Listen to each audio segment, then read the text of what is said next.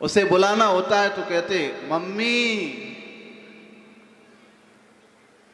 अगर किसी ने पूछ दिया, जब पकड़े गए तो बोल देते मेरी नहीं बचुए की। तो भगवान ने भी रुक्मिणी को बुलाया और भगवान तो कह रहे और बात, अरे दादी। रुक्मिणी आई दौड़ती वहीं बाहर निकल करके, नाती की दादी, संबंध आया है, तुम्हारा भैया लेकर के आया, तुम्हें तो हम भगा करके लेके आए थे, तुम्हारी भतीजी तुम्हारा बेटा भगा लाया, अब ये विवाह अपनी तरफ से आया है, तो बताओ क्या इच्छा है। रुक्मिणी देवी ने घूंघट थोड़ा खींच करके कहा, मैं क्या जानूं, आप ही जानो, और बहुत खुश हो गई। भगवान श्री कृष्ण ने कहा, तुम्हारी बहन बड़ी प्रसन्न है, उसी की प्रसन्नता ही बता रही है मुझे, उसकी भी बहुत इच्छा है, ठीक है। संबंध पक्का हो गया, बारात गई, और रुक्मिणी की बुद्धि को लोगों ने बिगाड़ दिया। उसके मित्रों ने कहा, तुम्हारा कितना बड़ा अपमान किया, तुम्हारी बहन को भगा करके ये ले गया, युद्ध में तुम्हें पराजित कर दिया, और तुम्हें यहां तक कि बांध भी लिया था, वो तो तुम्हारी बहन ने छुड़वाया। तो कुंडनपुर का तुमने त्याग कर दिया था, भोजकट नगर तुमने बसाया, यहां रह रहे हो, उसी अपमान के कारण तुम, आज मौका अच्छा है, बदला ले लो अपमान का। कहा कैसे बदला लिया जाए। कहा दाऊ दादा के साथ फांसे डाल लो, पत्ते खेल लो जुआ। आप लोग भागवत की इस कथा को अन्यथा न समझ लें, न ये समझे का बलराम हकीकत में जुआ खेलते थे। अभी समय नहीं है, इसकी गहराई बड़ी अच्छी है। कोई प्रसंग है, लिखा कुछ और होता, अर्थ उसका और कुछ होता है। कभी मौका मिलेगा तो आप लोग इस बात को भी सुनेंगे। तो जुआ हुआ, बलराम बड़े शौकीन हैं, खेलने लगे साथ में, और जब खेलने लगे वो, तो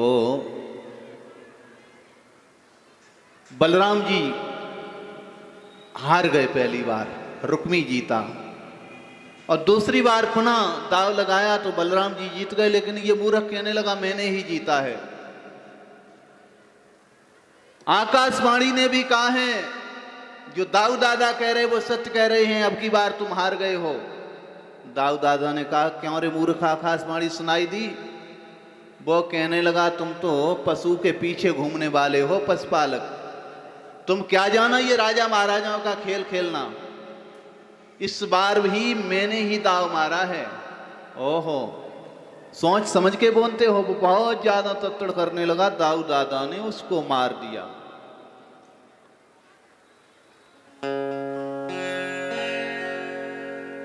इस पूरे प्रसंग में भगवान श्री कृष्ण मौन हैं, कुछ बोल नहीं रहे। इस प्रसंग को सुनकर के हमें समझ लेना चाहिए कहां मुझे बोलना है, कहां पर मौन रहना है। बोलने का समय आए वहां पर चूक गए तो समस्या गंभीर हो सकती है, और कभी मौन रहने का समय हो उस जगह पर तुम बोल गए तो समस्या बढ़ सकती है। भगवान श्री कृष्ण को पूछा गया, पत्रकारों ने पूछा आप इस प्रसंग में क्या कहना चाहते हैं कि आपके बड़े भैया ने आपके साले को मार दिया। भगवान श्री कृष्ण कुछ बोले नहीं, मौन ही रहे। क्यों नहीं बोले? अगर मैं ये कहते हैं वो मूर्ख गाली दे रहा था मेरे भैया को, मेरे भैया ने मार दिया, क्या गलत किया, तो रुक्मिणी नाराज हो जाएंगी, घर में ही झगड़ा खड़ा हो जाएगा।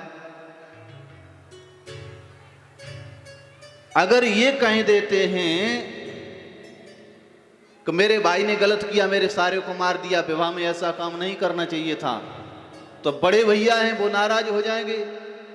इसलिए भगवान श्री कृष्ण मौन रहे। घर परिवार में रहो तो सोच समझ के बोलो। अगर मौन होने का कोई समय आ जाए ना तो वहां पर मौन रह जाओ, और बोलने का समय हो तो बोल दो उस बात को। इस प्रसंग में भगवान श्री कृष्ण का मौन रहने का समय था। अर्जुन के सामने जब समस्या आई, मैं क्या करूं भगवान, मेरी समझ में नहीं आता है। हमारे सामने सब अपने रिश्तेदार और परिवार के लड़ने के लिए खड़े हैं। तो भगवान श्री कृष्ण को लगा इसको मोह हो गया है। तो भगवान श्री कृष्ण वहां पर बोले और ऐसा बोले, नष्टो मोह स्मृति लब्धा। भगवान कृष्ण के बोलने से अर्जुन का मोह नष्ट हो गया और कर्म में उसे लगा दिया।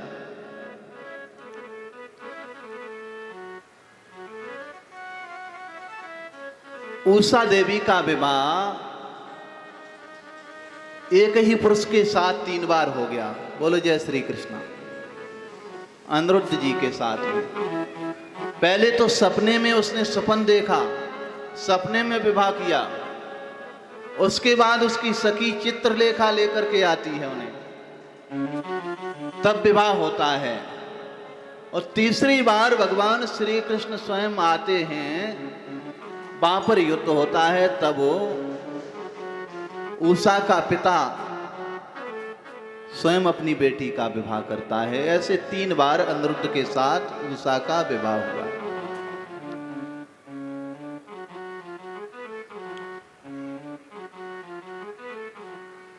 उषा अनिरुद्ध माने भगवान, और विवाह कराने वाली इस प्रसंग में है उसकी सखी चित्रलेखा। चित्रलेखा विवाह कराती है। चित्रकार इतना अच्छा होना चाहिए, चित्रकार को आप लोग समझते हैं, चित्रकार बनाने वाले को जानते हैं। कागज पर भी स्याही से चित्र इतने अच्छे बना करके तैयार कर देता, लोग मोहित हो जाएं। और लोग ये विचार करते हैं कि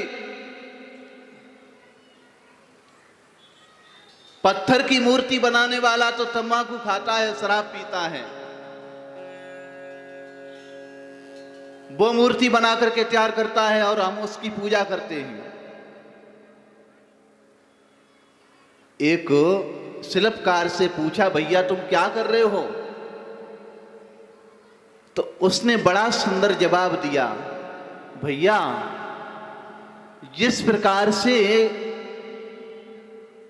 किसी के घर में कोई तस्वीर लगी हो और उस पर जाला लग जाए, धूल छा जाए, तो पता नहीं लगता यहां तस्वीर है, दिखाई नहीं देता है। और वो बार बार देखता है, यहां कमरे में तस्वीर मैंने लगाई थी, तो उसमें सफाई करता है मोर का पंख लेकर के इधर उधर। जब सफाई करता है, मकड़ी का जाला, धूल हट जाती है तो मूर्ति उसे दिखाई देने लगती है उसमें। अरे भैया, हम पत्थर नहीं काट रहे हैं, हम मूर्ति नहीं बना रहे हैं, हम तो मूर्ति को ढूंढ रहे हैं। जैसे कि धूल पंखे से हटा करके वो अपनी मूर्ति को प्रकट करता है, उसी प्रकार से हम इसमें से भगवान को निकाल रहे हैं। आप लोग ये विचार करते हैं वो शराब पीता है मूर्ति बनाने वाला, तंबाकू खाता है, छाती पे बैठ करके छीनी चलाता है, तो हम पूजा उन मूर्तियों की नहीं करते हैं जो मार्केट में मूर्ति लगी है। बहुत ध्यान देने की बात है, सूक्ष्म। क्या हम मार्केट में जहां दुकान पर मूर्ति लगी कोई पूजा करने जाता है? हम पूजा किस मूर्ति की करते हैं? जिसकी हम प्राण प्रतिष्ठा करते हैं, स्थापना करते हैं, उस मूर्ति की हम पूजा करते हैं। हजारों की संख्या मूर्ति है, वहां पूजा नहीं कर सकते हैं, क्योंकि वहां पर प्राण प्रतिष्ठा नहीं है। इसलिए ऐसा कभी विचार मन में लाना भी ठीक नहीं है कि मूर्ति बनाने वाला शराब पीता या तंबाकू खाता है या छाती पे पैर रख के हथौड़ी चलाता है, वो तो भगवान को वहां से प्रकट कर रहा है। और उसके बाद जब प्राण प्रतिष्ठा हो गई ना, तब हमारे लिए वो भगवान है, वो पत्थर नहीं है।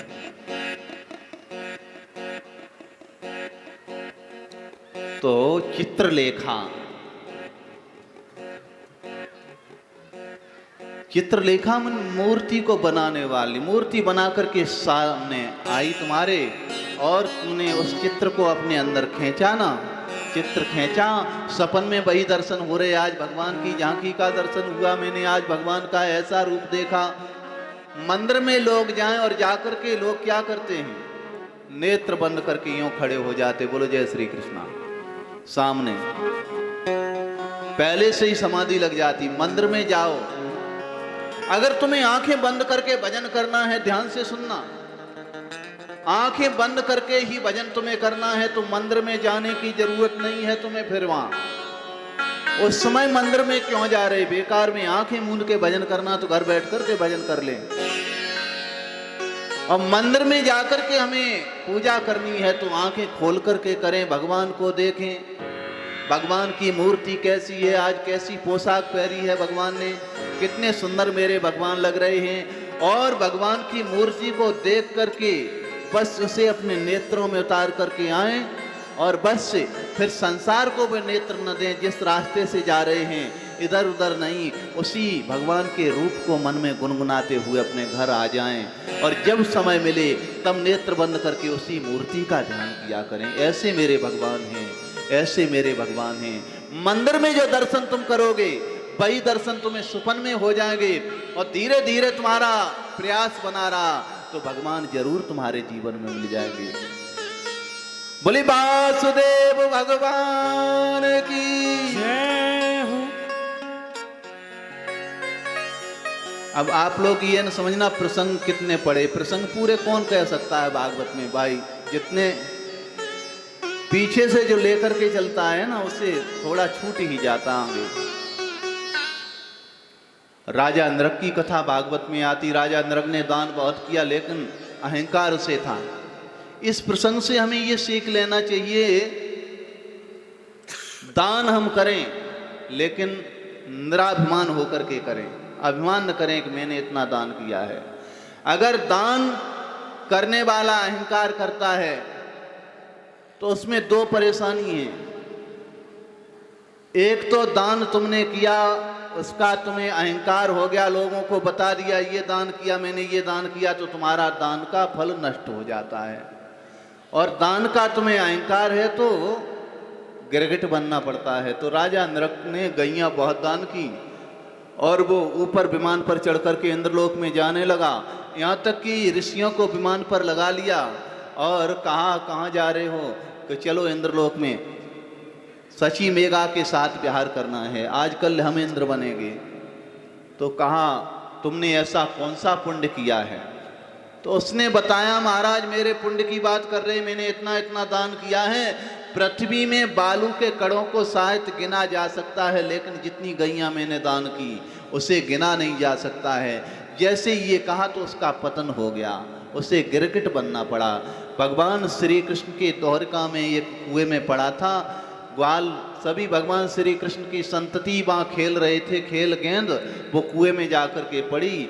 वो रो रहे थे, गेंद निकल नहीं रही थी और उसमें जाकर के जब झांका तो भयंकर गिरगिट पड़ा है। भगवान श्री कृष्ण आ गए, जैसे ही देखा अपने पितामह को आते हुए सभी ने कहा इसमें गेंद पड़ गई, मैं क्या करूं, कैसे निकालूं। और आकर के देखा भयंकर गिरगिट। भगवान श्री कृष्ण ने अपने हाथ को बढ़ाया, बढ़ा करके उस गिरगिट को जैसे ही स्पर्श किया वो चतुर्भुजी रूप को प्राप्त हो गया और चला जाता है। प्रभु की स्तुति करने के बाद अपने धाम में गया।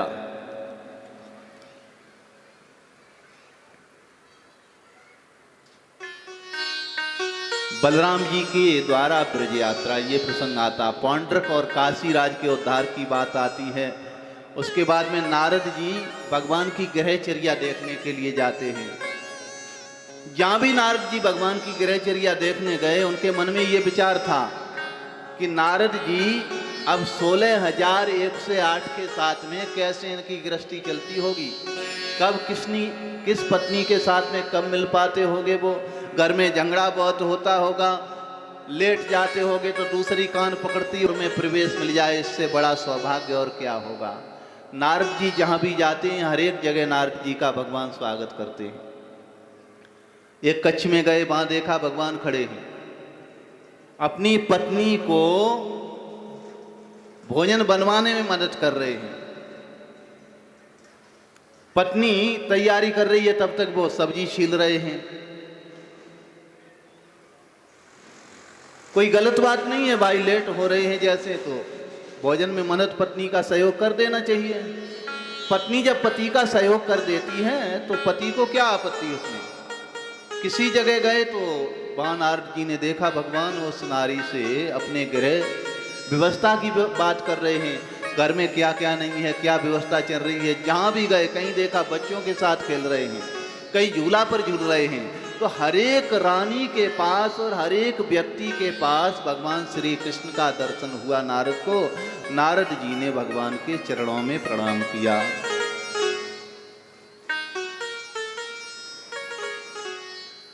भगवान की दिनचर्या का वर्णन भागवत में आता। भगवान सुबह ब्रह्म मुहूर्त में ही जाग जाते हैं और जाग करके स्नान करते हैं, पूजा करते हैं, फिर दान देते हैं और अतिथियों को भोजन कराते हैं।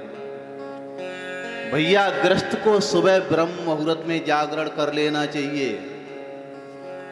महात्मा तो जब जागता है तब उसके लिए ब्रह्म मुहूर्त होता है, चाहे भले वो 6 बजे जग रहा हो, 10 बजे जग रहा हो। हमें उसकी टीका टिप्पणी करने की जरूरत नहीं है। हमें ऐसा विचार नहीं करना चाहिए ये तो महात्मा किस बात के धरे धरे सो रहे हैं, दोपहर हो गई। अरे भैया महात्मा जब जागेगा तब उसके लिए ब्रह्म मुहूर्त होगा। हमेशा वो ब्रह्म चिंतन में सोता है, ब्रह्म चिंतन में ही जगता है। जब वो जगता है तब उसके जीवन में वो ब्रह्म मुहूर्त होता है।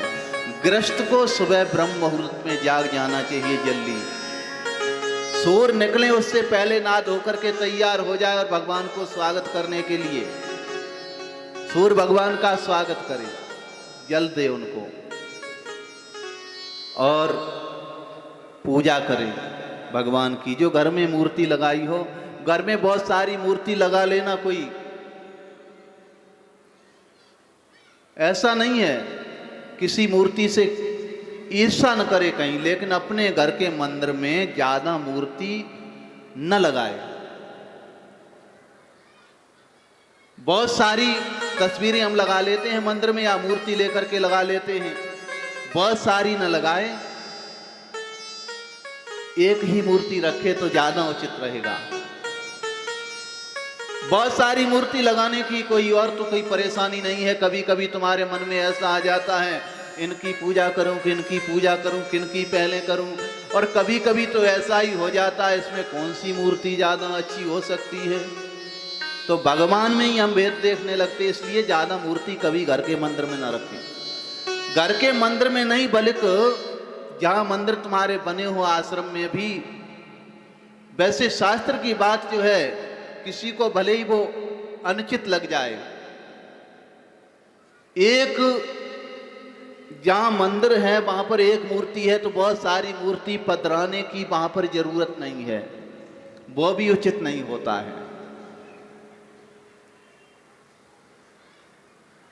तो सुबह जगते हैं, स्नान करते हैं, सूर्य को अर्घ देते हैं, फिर पूजा करते हैं, फिर दान देते हैं। दान के बाद में फिर वो अतिथि को भोजन कराते हैं। कोई तुम्हारे यहाँ पर अतिथि बन करके आ जाए, बिगर तिथि के बिगर बुलाए, उसे भोजन कराना चाहिए।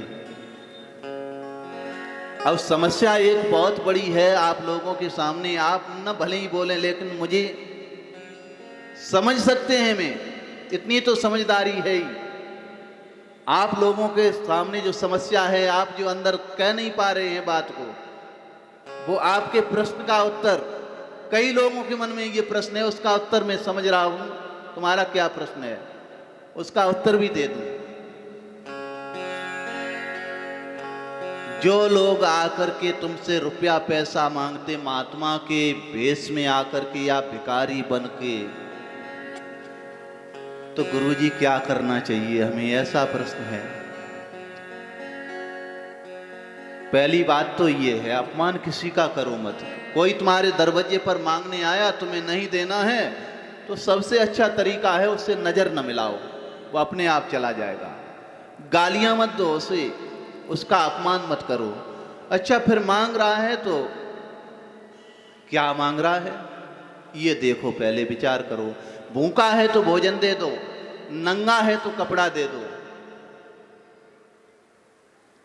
भूखे को भोजन यानी लंगे को भोजन,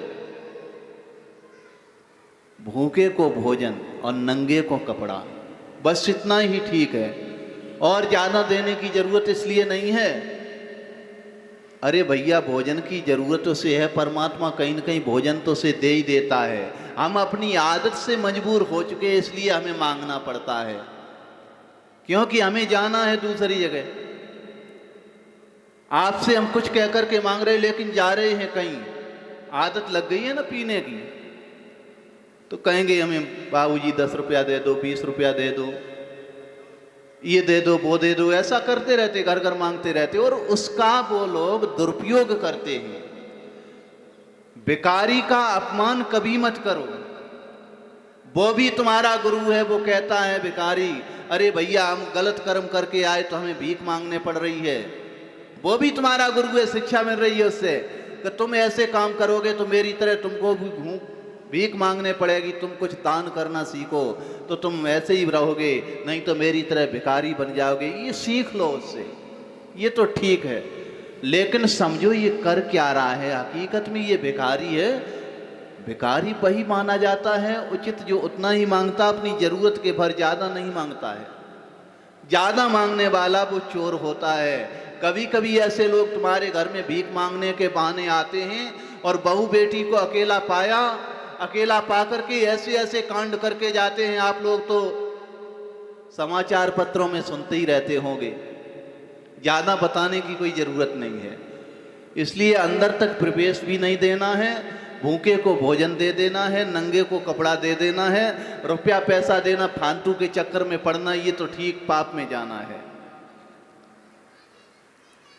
तो भगवान श्री कृष्ण की दिनचर्या का वर्णन आता है। जरासंध का वध राजसूत यज्ञ में भीम के द्वारा भगवान श्री कृष्ण कराते हैं। उसके बाद में सुदामा जी का चरित्र 2 अध्याय में आता है भागवत में। प्रसंग बहुत सारे पड़े हुए हैं, देखो अब थोड़ा थोड़ा जरा सा संकेत ही मुझे देना है। सुदामा जी का चरित्र भागवत में बहुत बड़ा नहीं दिया है, केवल 2 अध्याय में आया है।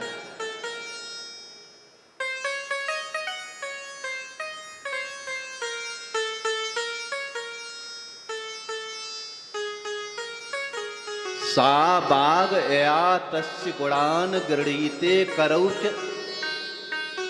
तत्कर्म करो मनश्च स्मृत बसंतम स्त्रीजंगमेषु शृणोति तत्पुण्य कथास करना।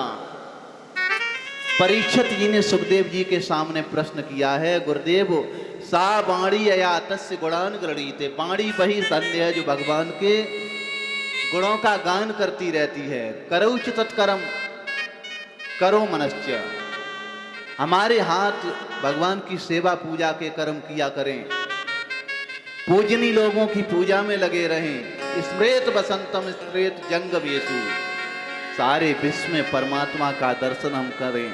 शृणोति तत्पुण्य कथा से करना, अपने कानों से भगवान की कथा कीर्ति सुना करें।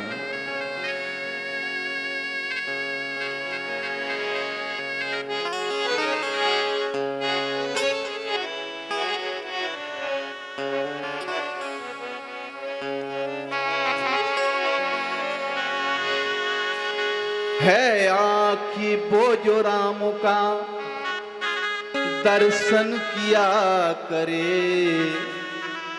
दर्शन किया करे, वो शीश है चरणों में जो बंदन किया करे, वो शीश है चरणों में जो बंदन किया करे, वो शीश है चरणों में जो बंदन किया करे, वो शीश है चरणों में जो बंधन किया करे। बेकार वो मुख है जो रहे बेअर्थ विवाद में, बेअर्थ विवाद में। मुख वह है, मुख वह है हरि नाम का सुमिरन किया करे, नाम का सुमिरन किया करे। है आँख करे। आँख है वो राम का दर्शन किया करे। जय हो।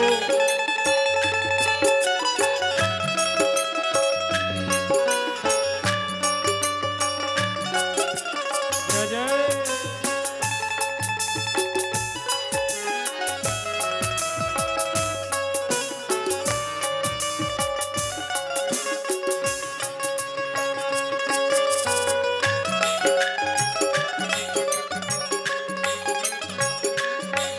और हाथ हीरों के कड़ों से नहीं, शोभा है हाथ की शोभा।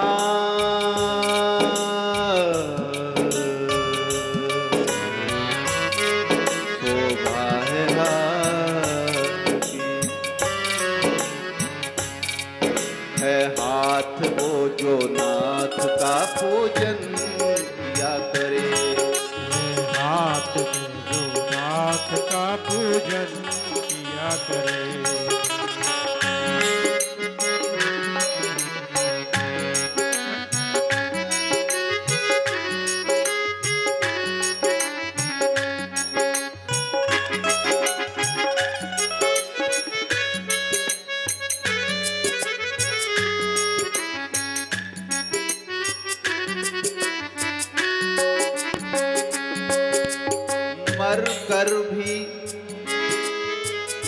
मर कर भी अमर नाम है जय हो।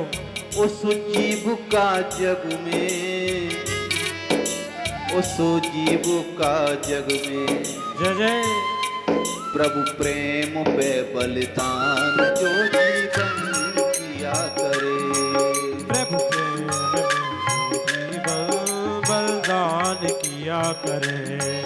प्रभु प्रेम पे बलिदान जो जीवन किया करे।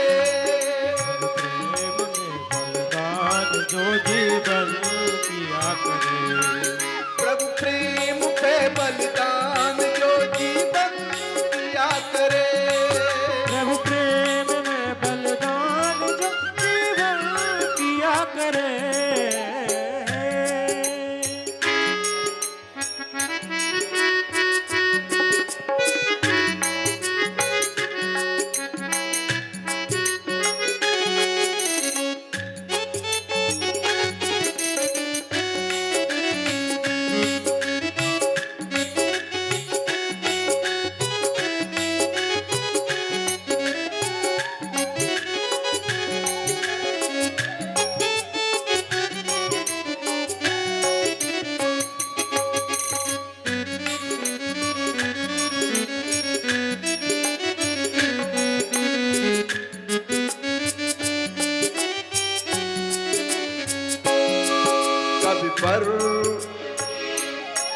कभी बरो बही है श्याम के सुंदर चरित्र का।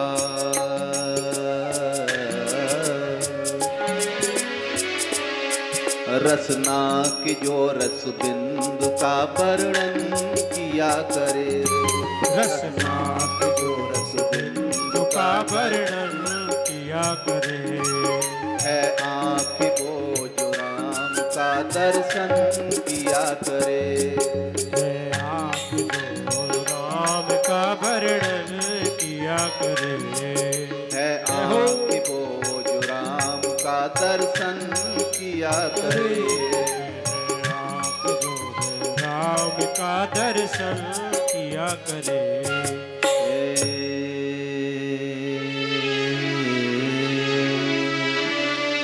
कृष्णासीत सखा पुचित ब्रह्मणो ब्रह्मर्वित्तमा भक्तेन्द्रियर्थेषु प्रशांतात्मा जितेंद्रिया।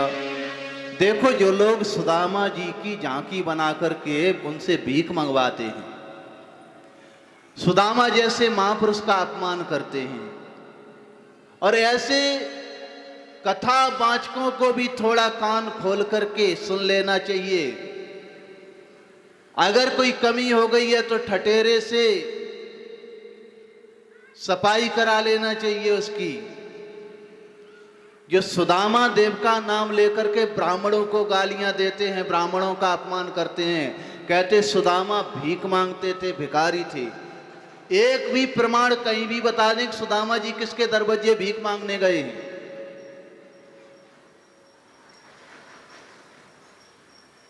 इसीलिए तो कथा कहने का अधिकार किसी वर्ण विशेष को नहीं होता है।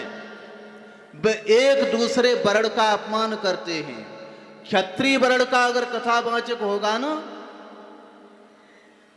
तो ब्राह्मणों का अपमान कर देगा, वैश्यों का करेगा, शूद्रों को करेगा, एक दूसरे के ऊपर कटाक्ष करेंगे। ब्राह्मण होगा तो उनसे नीचे वालों का अपमान कर देगा। वो कहीं ना कहीं अपनी बात जरूर रख देगा। इसीलिए किसी वर्ण व्यवस्था में कथा करने का अधिकार है ही नहीं। पहले दिन में मैंने संकेत किया था, भागवत के प्रमाण दिए थे, 335 प्रमाण हैं इस बात के। अगर कल्याण के लिए कथा सुननी है, कल्याण के लिए कथा करानी है, तो कोई महात्मा होना चाहिए उसके लिए। इस बात के 335 प्रमाण हेडगों में दिए हुए हैं भागवत में। अगर किसी को शक हो तो भागवत पुराण को खोल करके देख ले, एक अध्याय के अंत में क्या लिखा है। ज्यादा ढूंढने की जरूरत नहीं पड़ेगी, केवल प्रत्येक अध्याय के अंत में देख ले।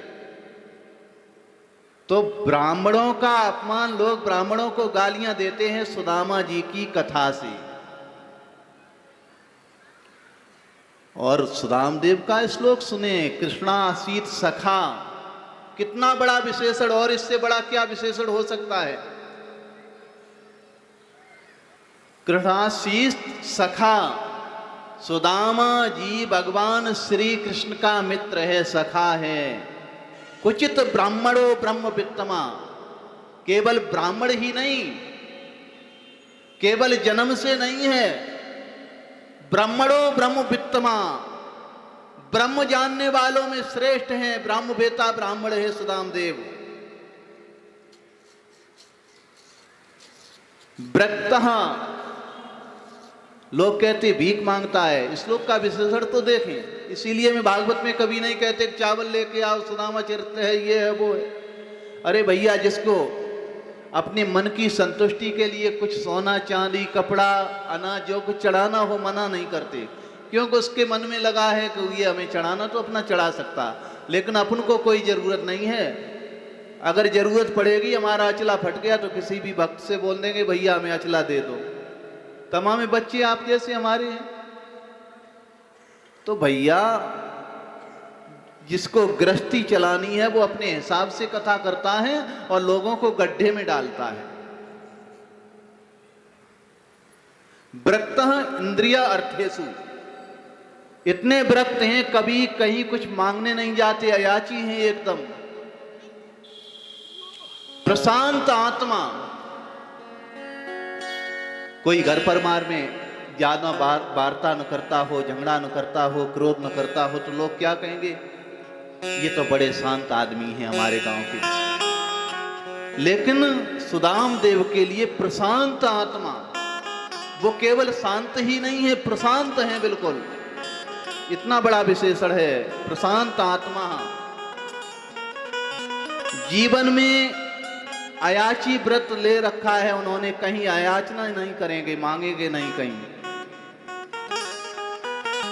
प्रशांत आत्मा जितेंद्रिय, अपनी सारी इंद्रियों को उन्होंने बस में कर रखा है। जब तक इंद्रियां ये बस में नहीं हो सकती है ना, तब तक हमें कहीं भी हाथ फैलाने पड़ते हैं। इंद्रियों को बस में करो। सबसे जो परेशान करने वाली इंद्री है वो कौन है? रसना। बेचारी लूली है, जीभ में हड्डी नहीं है, लेकिन आदमी को परेशान बहुत करती है, बहुत परेशान करती है। ये मिल जाए वो मिल जाए खाने के लिए, ऐसा ही मांगती रहती। लूली है फिर भी। अगर इसमें हड्डी और होती तो क्या करती है?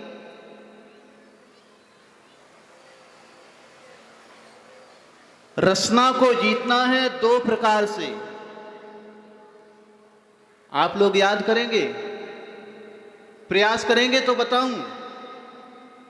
दो तरह से रसना को जीतना है, स्वाद में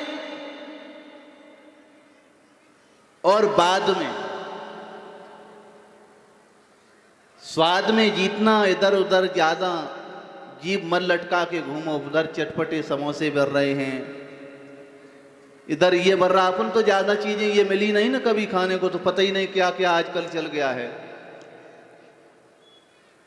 तो स्वाद में जीतो, ज्यादा स्वाद की तरफ जीभ जाएगी ना तो मन उतना ही चंचल होगा।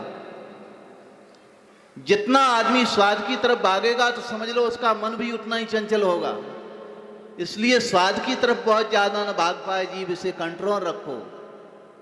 और ज्यादा स्वाद की तरफ जिसकी जीभ भागती है उसे रोगी बनना पड़ जाता है। बोलो जय श्री कृष्णा। दूसरे बाद में जीतना है इसे। बाद में जीतने का मतलब फालतू विवादी बातें न करे। बादे बादे जायते तत्वबोधा।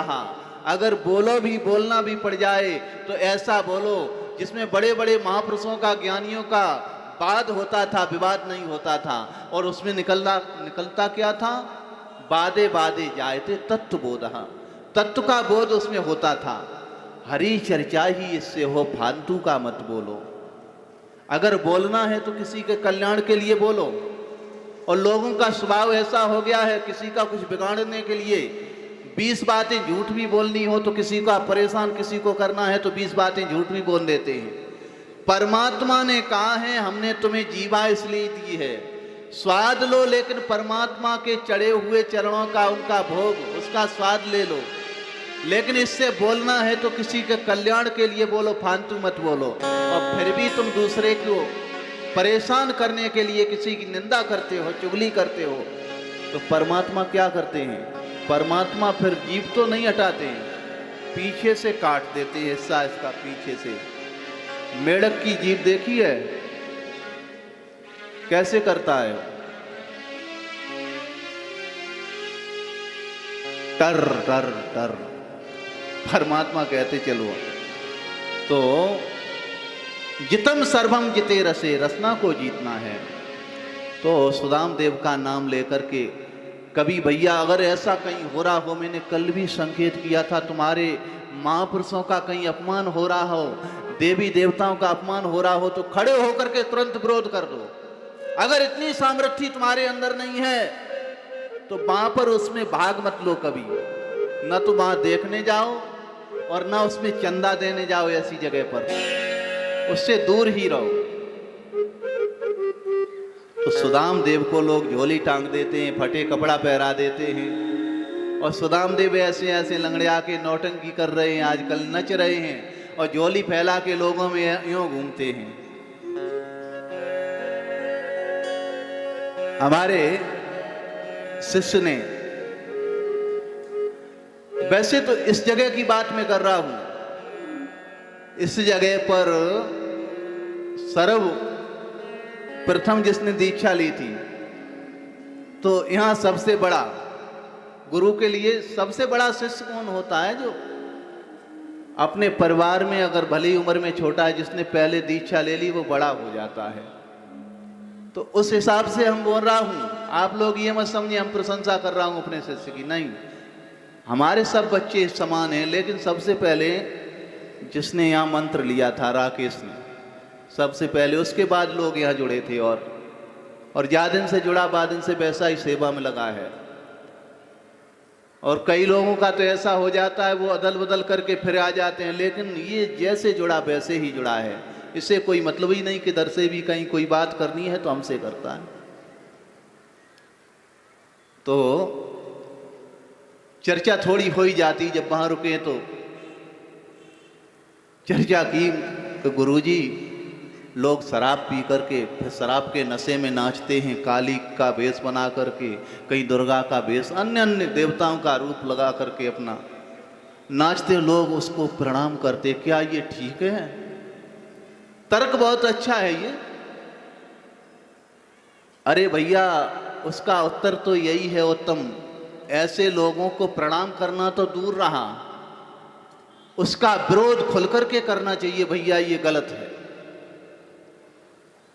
तो सुदाम देव को भीख मंगवाते हैं लोग, ये गलत है। सुदाम देव भगवान के मित्र हैं, भगवान से भी सुदाम देव ने कभी नहीं मांगा। और जब पत्नी ने कहा स एवं भार्या विप्रो बहुसा प्रार्थतो मृदु अयम ही परमो लाभो उत्तम श्लोक दर्शना। आप कहते हैं भगवान श्री कृष्ण तुम्हारे मित्र हैं, उनकी कथा भी भागवत भी सुनाते हो मुझे, और फिर मित्र से मिलने की इच्छा नहीं होती है तुम्हारी। तो उनने कहा संसार में ऐसा कौन सा निकृष्ट प्राणी होगा जो भगवान के दर्शन की इच्छा न करेगा। अयम ही परमो लाभो, जीवन का परम लाभ तो यही है जो भगवान के दर्शन इस शरीर से हो जाएं। उत्तम श्लोक दर्शना, जरूर मेरी इच्छा होती है दर्शन की, लेकिन जब भी दर्शन की इच्छा होती है तो घर बैठे बैठे नेत्र बंद करके अपने प्रभु का ध्यान किया करता हूँ। पत्नी ने कहा मैं कह रही है एक बार जाओ दर्शन करके आओ, चले जाओ द्वारिका। सुदाम देव ने कहा तेरे मन में कोई कामना तो नहीं है, तू ये तो नहीं सोच रही है कि पड़ोस में कहीं किसी की साड़ी अच्छी देख ली हो, तेरे मन में लालच आ गया हो कि भगवान के पास ये जाएंगे कुछ मिल जाएगा। अगर ये कामना तेरे मन में हो तो जीवन में मैं मर भले हो जाऊं लेकिन जाने वाला नहीं हूं। कहा मैंने कब कहा स्वामी तुमसे कुछ मांगने जाओ, मैं तो केवल दर्शन के लिए याचना कर रही है।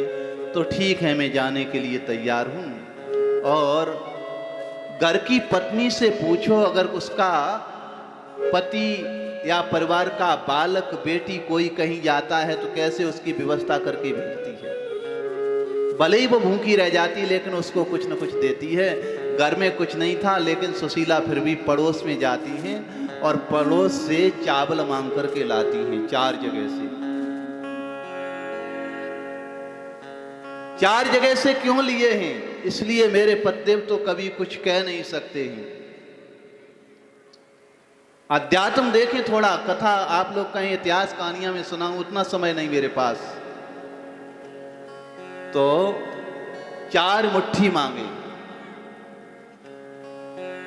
एक तो भाव लोग इसमें ये दर्शाते हैं कि 4 जगह से, पहला भाव इसलिए मांगे हैं कि मेरे पति परमात्मा को कभी नहीं कहेंगे मेरे घर में गरीबी बहुत है, और 4 जगह के चावल दे करके परमात्मा समझ जाएंगे कि सुदामा के घर में नहीं थे, ये तो 4 जगह से मांग करके 4 प्रकार के चावल हैं, इसलिए 4 घर से मांग करके लाती है। इससे ऊंचा जो श्रेष्ठ भाव उसका है, ये है श्रेष्ठ भाव। 4 जगह से यानी 4 मुट्ठी इसलिए देती है, धर्म अर्थ काम मोक्ष मुझे चारों में से कुछ भी नहीं चाहिए। वो अपने पति से भी बड़ी है। पति तो यहां तक कह रहे कि हमें मांगने की इच्छा से न भेजना, लेकिन वो तो कह रही हमें न धर्म चाहिए, वो कहते हमारा धर्म चला जाएगा कहीं मांगा, लेकिन पत्नी कहती न धर्म चाहिए, न अर्थ चाहिए, न काम चाहिए, न मोक्ष की इच्छा चाहिए। चारों प्रसारत की कामना उसके हृदय में नहीं है, इसलिए 4 मुट्ठी चावल 4 घर के लेकर के सुदाम देव के गमछे में पोटरी में बांध दिए हैं। और सुदाम देव बड़े आनंद के साथ जा रहे थे। कई लोग तो ऐसी नौटंकी करते, सुदामा बना करके एक लकड़ी हाथ में लेकर के गिरते हैं, लौटते हैं, कहीं कहते पैर टूटा दिखा देते हैं। सुदाम देव को कोई रोग ही नहीं था, शरीर में कोई रोग नहीं था उनको। भाई उनने अपनी रचना पर कब्जा कर रखा था, जीत लिया था रचना को, उन्हें कौन रोग लग सकता है। आज भी हमारे बड़े बड़े महापुरुष हैं जो 70 और 80 को पार कर रहे हैं, शरीर में कोई रोग नहीं है उनके जरा सा। तो सुदाम देव गए हैं द्वारिका। सुदाम देव आते हैं भगवान श्री कृष्ण के यहाँ पर। एक प्रसंग ऐसा मिलता है कि सुदाम देव को पहरेदार टोकते हैं।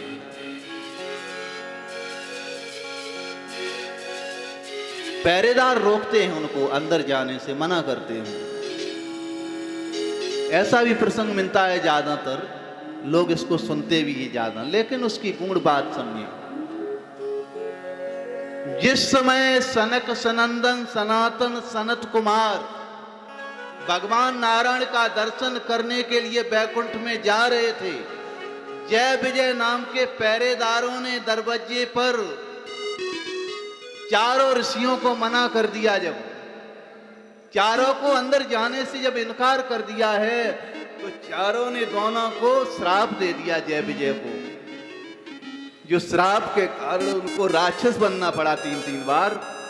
तब से ये पहरेदार मन में संकल्प कर चुके थे कि कभी भी मैं भगवान के लाडले को अंदर जाने से मना कर नहीं सकता हूं। उनको पता था कोई नौकर अपने मालिक के पास रहता ज्यादा दिन तक तो उसके एक एक स्वभाव को वो समझ लेता है और उसके स्वभाव के अनुसार जीवन जीने लगता है। तो क्या जय विजय भगवान के स्वभाव को नहीं जानते होगे? तो जानते हैं भगवान का स्वभाव है, मेरे लिए कोई एक कदम भी अगर बढ़ करके आता है तो मैं उसके लिए 60 कदम बढ़ते हैं चल करके। जो तुम आवे एक पग तो मैं आऊं 60।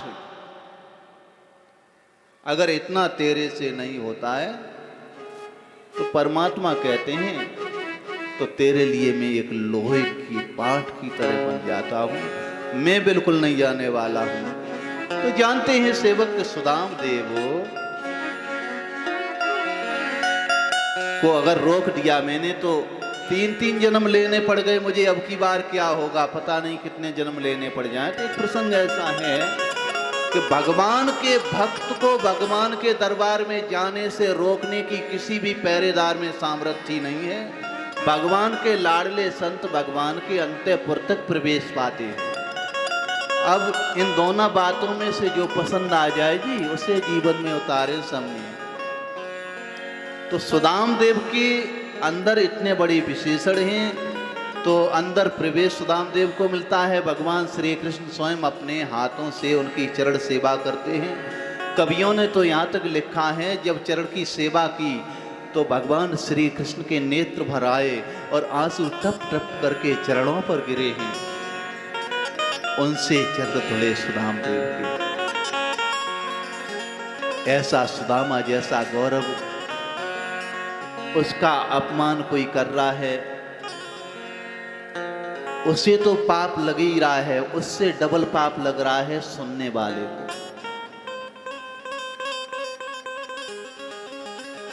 खूब स्वागत हुआ, प्रसादी मांगी,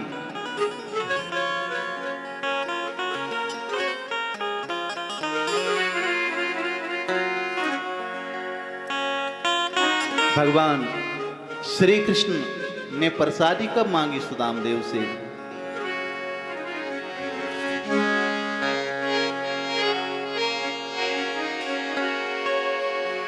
जब पूछा भैया हम तुम गुरुजी के यहाँ सेवा करते थे, वो तो बालापन का जीवन था, तुम कह रहे थे मैं महात्मा बन जाएंगे, बहुत दिनों बीच में मुकाबला नहीं हुआ है, क्या आप महात्मा हैं या शादी भी की है? तब उनने कहा मैं सदग्रस्त हूं, तेरी भाभी को नाम है सुशीला। पूछ रहे भगवान कृष्ण भैया ब्याह कराए, भैया ब्याह कराए कि ऐसे कोरम को,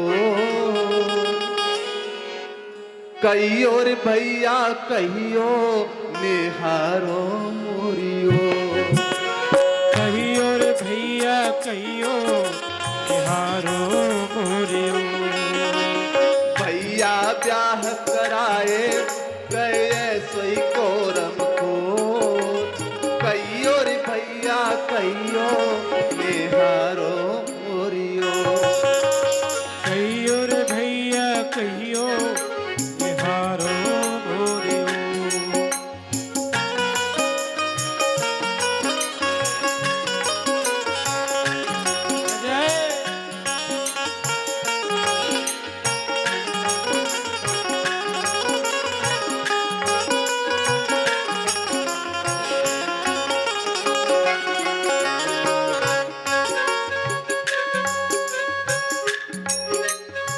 और भगवान ने कहा सुदाम देव थोड़े थके हुए हैं, उदास हैं, इसलिए थकान हो रही है, इसलिए प्रसन्न करने के लिए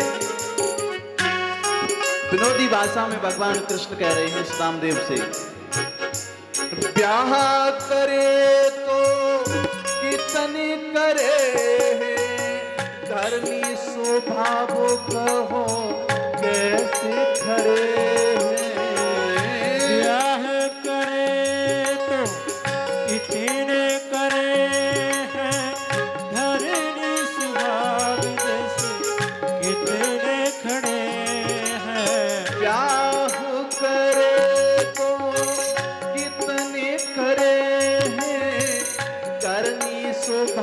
कहो कैसे खरे हैं। धरणी सुहाग कहो कैसे खड़े हैं।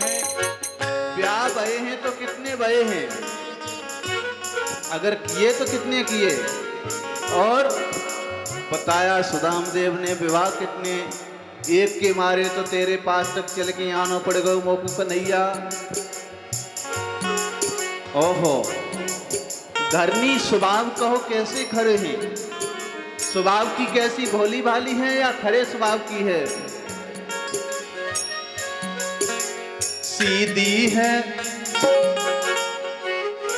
सीधी है या कर दे लड़ाई संध्या भो। कहियो रे भैया कहियो मेहरो मोरियो। कहियो रे भैया कहियो मेहरो मेरी। कहियो रे भैया कहियो मेहरो मोरियो। हो कहियो रे भैया कहियो मेहरो मेरी। अब कहा एक पत्नी है, स्वभाव मतलब भगवान ने कहा मतलब ऐसा नहीं सीधी सादी है तब तो ठीक है, अगर सीधी नहीं है तो झगड़ा घर में रोज ही होता होगा। सीधी है या करबे लड़ाई संध्या भोर, या तो सुबह सुबह ही झगड़ा शुरू कर देती हो, शाम को झगड़ा खत्म होता हो, और शाम को शुरू होता हो झगड़ा सुबह खत्म होता हो, ऐसी तो नहीं है जी। सुदाम देव ने कहा नहीं, बड़ी सुशील है, नाम भी उसका सुशीला है। कहा तो कितने घरों में बिटियां लड़का हाल कहो अबो अपने घरों का। कितने घर में लड़की बेटवा हाल कहो सब अपने घर का। इतने घरों में बिटियां लड़का हाल कहो सबो अपने घर का। हाल कहो सब अपने घर का। कितने लड़का बिटियां हैं घर में, और साँझई हो या न्यारे, साँझई है या न्यारे, मतलब सजारी है कि नहीं है। ज्यादा झगड़े वाली होगी तो मतलब न्यारा साजो भी आ जाए पत्नी में कभी। साँझई है या न्यारे के तुमसे कम जो। कहियो रे भैया कहियो निहारो मोरियो। कहियो रे भैया कहियो निहारो मोरियो। कहियो रे भैया कहियो निहारो मोरियो।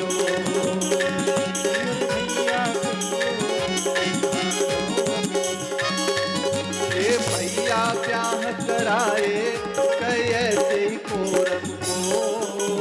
भैया ब्याह कराए कैसे कोरम को।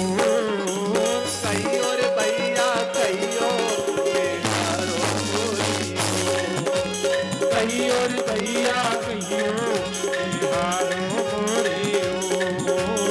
कहियो रे भैया कहियो निहारो मोरियो। कहियो रे भैया कहियो निहारो मोरियो। कहियो रे भैया कहियो निहारो मोरियो। कहियो रे भैया कहियो निहारो मोरियो। सुदाम देव बड़े ही आनंद के साथ हंसने लगे। भगवान श्री कृष्ण ने कहा मेरे मित्र का दुख दूर हो गया है, और फिर कहा अगर ब्याह हो गया तो क्या लेकर के आए। फिर प्रसाद दिया गया उनको, चावल निकाले सुदाम की पोटरी से, और भगवान ने चावलों को खोल करके भगवान सब कुछ समझ गए हैं और चावलों को खोल करके खाने लगे। मेरी भाभी माता ने भेजा है, बड़े प्रसन्न हुए। जैसे ही खाना शुरू किया, एक मुट्ठी ली और लेकर के खाया, दूसरी को लिया, तीसरी जैसे ही भरी, लक्ष्मी स्वरूपा देवी रुक्मिणी पास में थी, आकर के तुरंत कलाई पकड़ ली। ओहो, भाभी माँ की इतनी बड़ी तुमको याद सता रही है, इतना तुम्हारा प्रेम है। भाभी माँ के प्रेम में हमें ही तुम भूल गए लगता है। भगवान ने कहा मतलब? मैं समझा नहीं तेरे कहने का मतलब समझ लो महाराज, तुम्हारी भाभी ने प्रसाद भेजा है तो मेरा भी तो अधिकार, तुम अगर देवर हो तो मैं भी तो देवरानी वही ना, तो प्रसाद पर हम लोगों का अधिकार नहीं क्या? क्या आप पूरा ही चबा जाएंगे, सब खा जाएंगे, मुझे प्रसाद नहीं मिलेगा?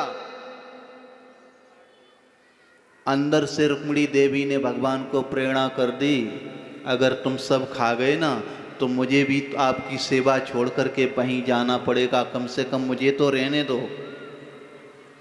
एक दो मुट्ठी खा करके 2 लोग तुमने दे दिए और 3 लोग चले जाएंगे, तीसरी मुट्ठी में हमें भी वहीं रहना पड़ेगा। भगवान ने कहा ठीक है देवी, लेकिन अब तो थोड़े ही बचे हुए हैं, 1-1.5 मुट्ठी चावल हैं, लेकिन तुम तो बहुत हो, 16,108 कैसे मिलेगा? भाई प्रसादी के लिए झगड़ा बहुत होता है, सब लोग हाथ बढ़ाते हैं, हमें भी मिलना चाहिए, हमें भी मिलना चाहिए। सत्यभामा ने कहा तो सुनो जी, हमें भले ही चावल को पीस करके, तुलसी पत्र डाल करके, भले ही ठंडाई बना करके, आचमनी से भले ही 1-1 बूंद बांटनी पड़े, लेकिन हमें प्रसाद तुम्हारी भाभी माँ का, अपनी जेठानी का सबको चाहिए। चावल छीड़ लिए, सुदाम देव का भोजन हुआ, एक रात्रि केवल विश्राम कराया। सुदाम देव ने ठीक से भोजन भी नहीं किया। भगवान कृष्ण समझ गए हैं वहां पर मेरे भतीजे और मेरी भाभी माता भूखी है, जब तक सुदाम नहीं पहुंचेंगे वो कुछ खाएगी नहीं। तो भगवान श्री कृष्ण ने बहुत कुछ वहां पर भेज दिया है। रातों रात झोपड़ी की जगह पर सुंदर कोठी बना दी है, भोजन बहुत सुंदर सुंदर पदार्थ पहुंच गए हैं खाने के, सारी व्यवस्थाएं हो गई, लेकिन भाभी माँ ने कुछ खाया नहीं। इसलिए भगवान कृष्ण ने सुदाम देव को एक रात से ज़्यादा टोका नहीं, कहा जितने दिन हम यहाँ टोकेंगे अपने भैया को, उतने मेरी भाभी माँ को भूखा रहना पड़ेगा। इसलिए सुबह ही कह दिया, भैया हाँ तुम्हें भाभी की याद ना आवे? तो सुदाम देव भी समझ गए इस बात को कि ये चाहता है कि मैं जाएं। हाँ बड़ी याद आ रही है, मोको तो जाना ही होगो, जल्दी तैयारी थोड़ी कर दियो, मैं जल्दी से निकल जाए। भगवान ने कहा ठीक है। सवेरा हुआ, सुदाम देव को विदा किया। कई लोग कहते हैं कि भगवान मुट्ठी ऐसी बंद करके आए, सुदाम देव ललचा रहे थे, इसने कुछ दिया नहीं, शायद हो सकता है ये राजा कोई कीमती चीज लेकर के मुट्ठियों में आया होगा, तो इसलिए दे देगा, उसी में काम हो जाएगा। लेकिन ऐसा नहीं था। सुदाम देव के मन में कोई इच्छा नहीं थी। भगवान ने जब पूछा सुदाम कैसे हो, सुदाम देव ने एक ही उत्तर दिया, संसार में मेरे समान दूसरा कोई भाग्यशाली नहीं है। तो ऐसा कुछ भी नहीं था। लोग अपनी कथा में ऐसी ऐसी बातें पेश करते हैं, उन्हें नहीं करना चाहिए। बड़े आनंद के साथ सुदाम देव खुश होकर के आए हैं, विदा किया। और जब उस जगह पर आए तो झोपड़ी की जगह पर सुंदर हवेली को पाया, लेकिन बिल्कुल भी जरा से भी आसक्त न हुए, चल दिए वहां से। कहा मैं जंगल में बैठ कर के जहाँ भजन करता था मैं वहीं भजन करूंगा, सुशीला तुम यहाँ अपने बच्चों के साथ रहो। तो सुशीला ने भी कहा अगर तुम यहाँ से जा रहे छोड़ करके ना, तो हम क्या घर की दीवालों को चाटूंगी, मैं भी तुम्हारे साथ चल रही हैं। तो दोनों परमात्मा के भजन करने में लगे थे, जैसे पहले वैसे ही भगवान का दोनों भजन करते रहे। देखो और हकीकत में क्या है, जब हम 50 पार करने लगे हैं तो मुख हमारा वन की तरफ होना चाहिए। 50 के बाद 51, किस वन की तरफ? फिर होता है 52। अरे भैया ये घर वाला वन तो छोड़ दो, अब 52 के लिए परमात्मा की तरफ पढ़ो। 2 रोटियां चाहिए, बस क्या करना है। बच्चे अपने स्वयं कमा रहे हैं, खा रहे, बड़ी खुशी की बात है। अगर कोई ज़्यादा तुम्हारी ज़रूरत पड़ती है, गलत रास्ते पर जा रहा है, समझा दो उसको थोड़ा, बस इतना ही तुम्हारा। ममता को छोड़ दें। बोले भागवत भगवान की जय हो।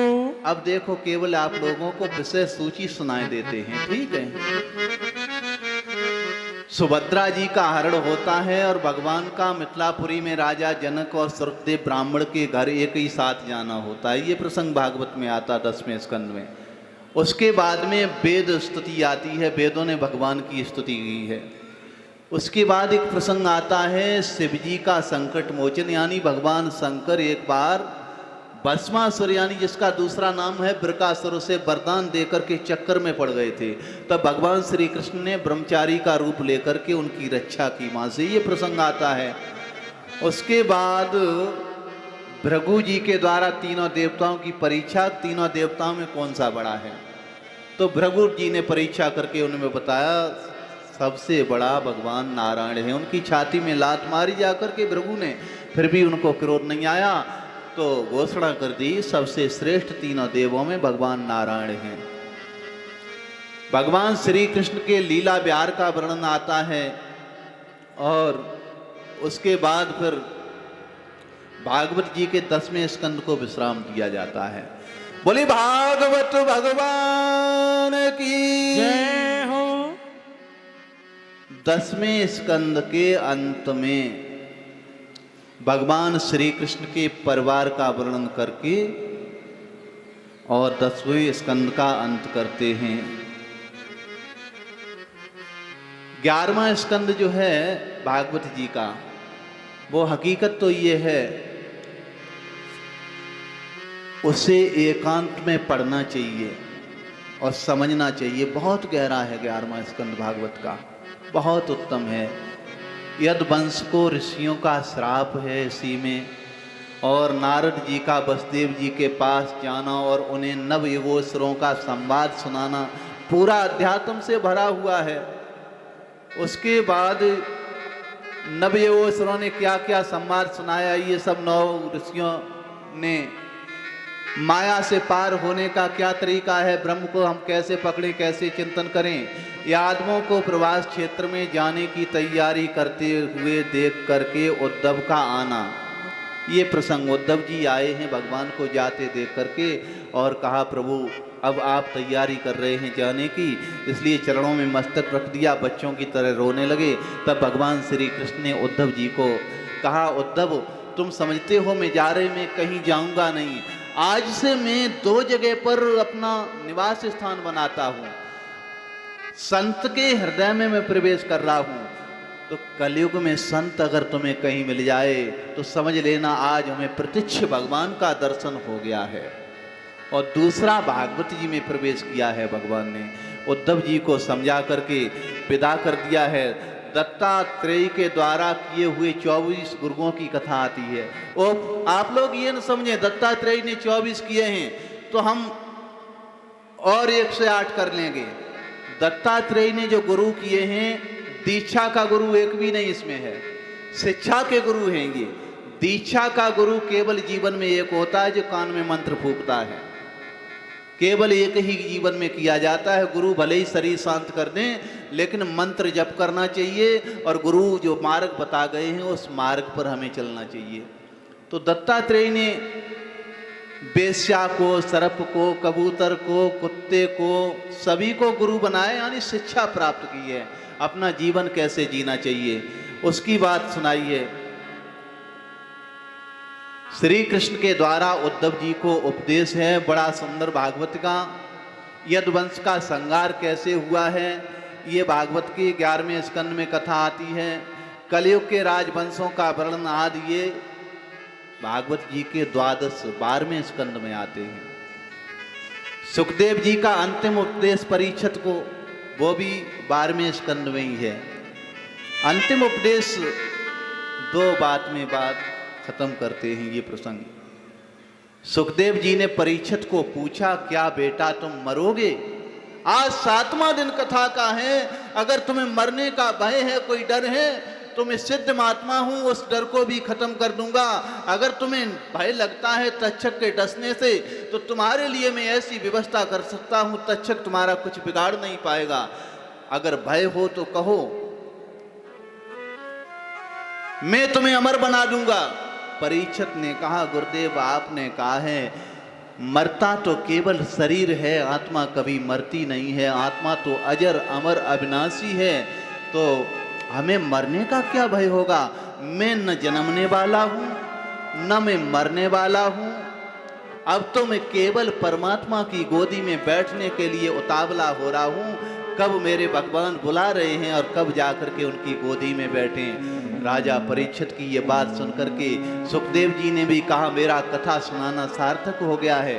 कम से कम तुमको ये तो पता हो गया है शरीर आत्मा नहीं है, शरीर का काम है मरण धर्मा, ये जन्मता है और मर जाता, कम से कम पता हो गया। भागवत की कथा कहने वाले वक्ता को खुशी तब मिलती है श्रोताओं में कम से कम एक भी सुधर जाए, तब भी कथा कहने का उसे साफल्य प्राप्त हो जाता है। परीक्षित जी की परम गति का प्रसंग आता है। 18 पुराणों की श्लोकों की संख्या आती है, पुराणों के नाम आते हैं। अंतिम श्लोक आप सुने कुछ। 18 पुराणों के नाम बताए हैं। 18 पुराणों में जो श्लोक आए हैं, श्लोकों की संख्या बताई है। और 12 स्कंद के अंत में नेम सारण में श्री सूत जी शौनक आदि ऋषियों को कथा सुना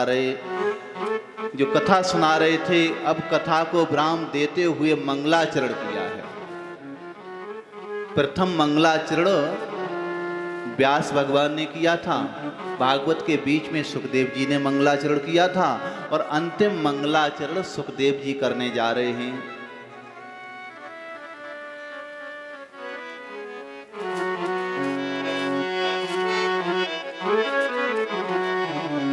कस्मयेन विभासितो मतुलो ज्ञान प्रदीपः पुरा तद्रूपेण च नारदाय मुनये कृष्णाय तद्रूपिणा योगीन्द्राय तदात्मनाथ भगवद्राताय कारुण्यतः क्षुद्धं विमलं विशोकमृतं सत्यं परम धीमहि। भागवत की शुरुआत भी सत्यम परम धीमहि से होती है, और अंतिम स्तुति में भी मंगलाचरण में सत्यम परम धीमहि। नमस्तस्मै भगवते वासुदेवाय साक्षिणे ये इदं कृपाय कस्मै व्याचक्षुषे मुमुक्षुवे योगीन्द्राय तन्नमस्तस्मै सुखाय ब्रह्मरूपिणे संसार सर्पदष्टं यो विषुडोरात्ममुच्यत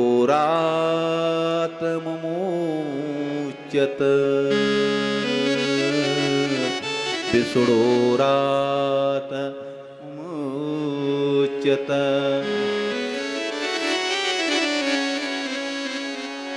भवे भवे यथा भक्ति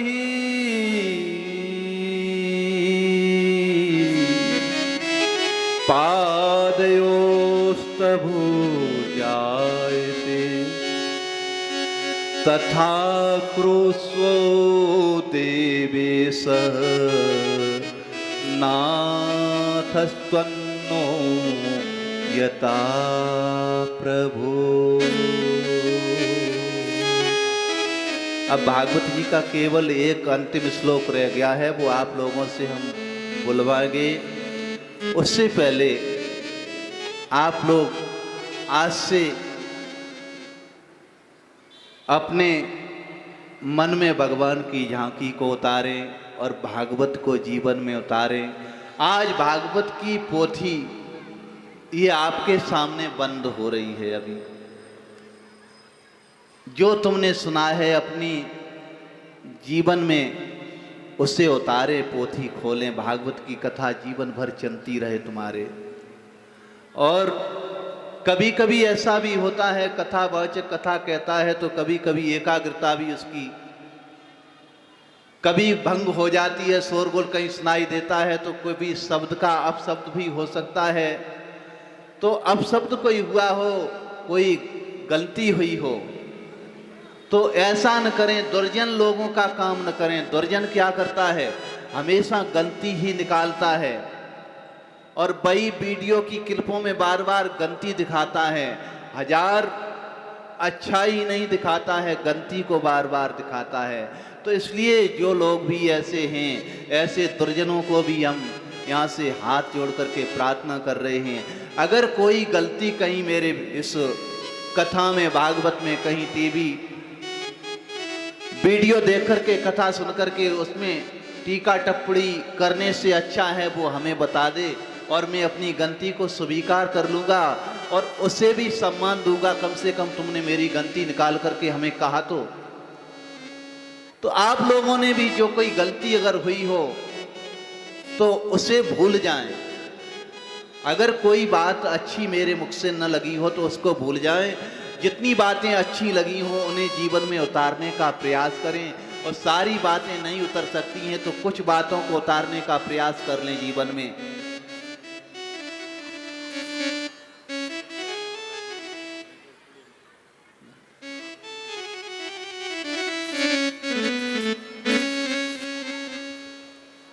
बोली भागवत भगवान की जय हो।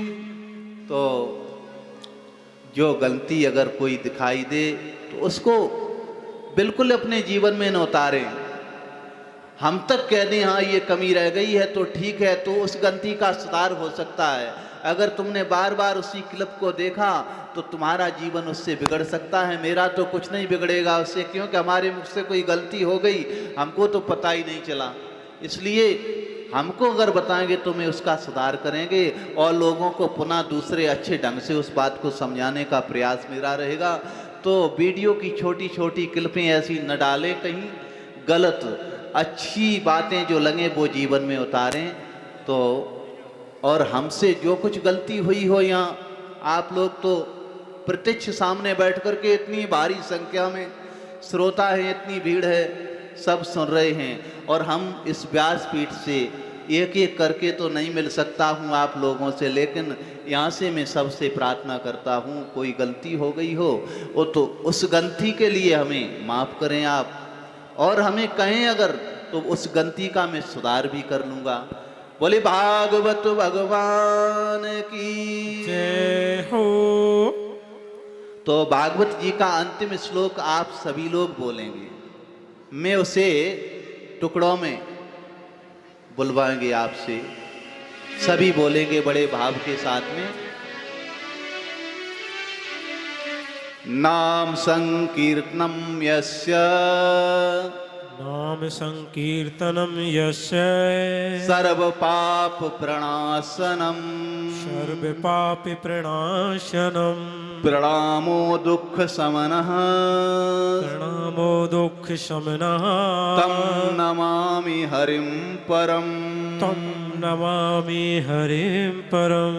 नाम संकीर्तनम यस्य नाम संकीर्तनम यस्य सर्व पाप प्रणाशनम सर्व पाप प्रणाशनम प्रणामो दुख समनः प्रणामो दुख शमनः तम नमामि हरिं परम तम नमामि हरिं परः तम नमामि हरिं परम। तम नमामि हरिं परः। जो हमसे कथा कहने में भूल हुई हो या आप लोगों से सुनने में हुई हो या विलंब से आप लोगों को आने में हुई हो, उसके प्रायश्चित के लिए 3 बार सभी लोग बोलेंगे और उसका प्रायश्चित हो जाएगा।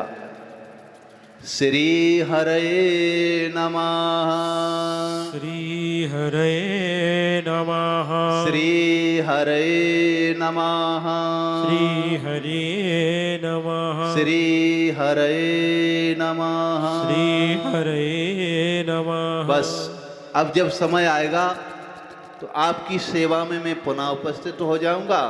और आप लोगों को ये पता ही है, लगभग 18 या 20 के लगभग वर्षें हो चुकी हैं यहाँ कथा करते मुझे। और ऐसी बात नहीं है मैं दूसरी जगह भी कोई मांग कहीं रखते हो, कभी किसी जगह पैसे की, दूसरी जगह भी ऐसे ही कथा करते हैं, कभी किसी से कोई मांग नहीं होती है। और हमारे साथ में जो आचार्य संगीताचार्य होते हैं, जो उनकी व्यवस्था बच्चे कर देते हैं, बच्चों को कभी कहना भी नहीं पड़ता है। भाव इतना अच्छा यहाँ के बच्चों का है, इसलिए जब भी आप लोगों की इच्छा होगी ना और आप लोगों की तैयारी होगी, मैं हमेशा हमेशा आपकी सेवा में तैयार रहूँगा। जब बुलाएंगे तब आएंगे।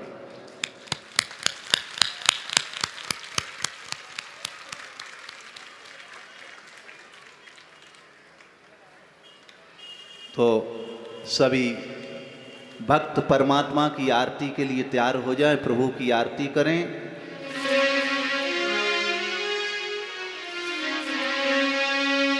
कर्पूरी गौरम करुणावतारम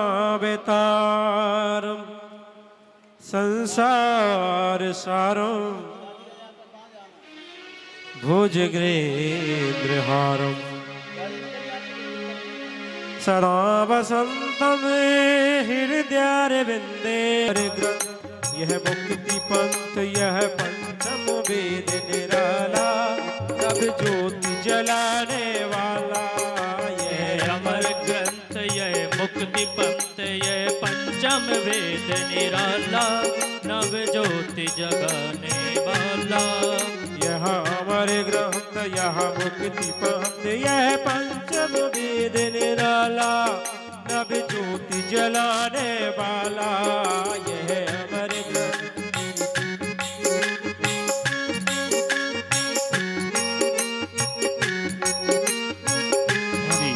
हरि नाम यही हरि ध्यान यही हरि नाम यही हरि ध्यान यही जग के मंगल की आरती। पापियों को पाप से है तारती, निर्भाग्यवत भगवान की हजी आरती हजी आरती। पापियों को पाप से है तारती।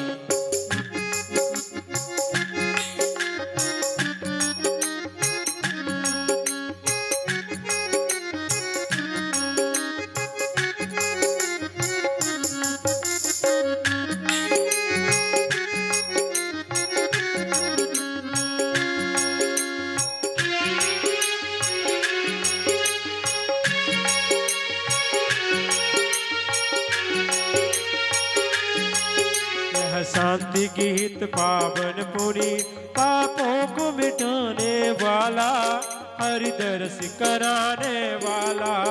यह शांति गीत पावन पुरी पापों को मिटाने वाला, हरि दर्श कराने वाला। हो यह सुख करणी यह दुख हरणी, यह सुख करणी यह दुख हरणी। प्रभु की महिमा की आरती, पापियों को पाप से है तार। मेरे भागवत भगवान की है जी आरती अजी आरती। पापियों को पाप से है तारती।